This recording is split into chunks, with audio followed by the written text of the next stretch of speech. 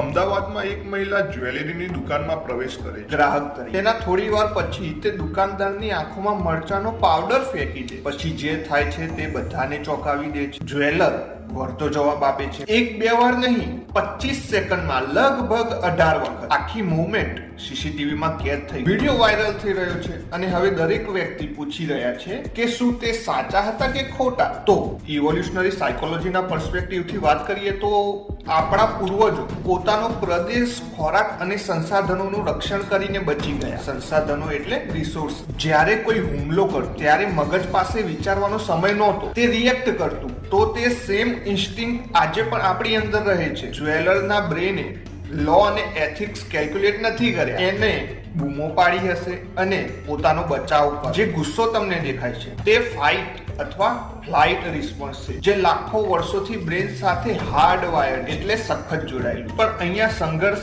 છે. આપણા ઇન્સ્ટિંક્ટ્સ જંગલોમાં વિકસિત થયા ને આપણા કાયદાઓ સિવિલાઇઝેશનમાં વિકસિત થયા. ડીપમાં વિડીયો જોઈતો હોય તો કમેન્ટ કરો, ભાઈ ડીપમાં આવતો.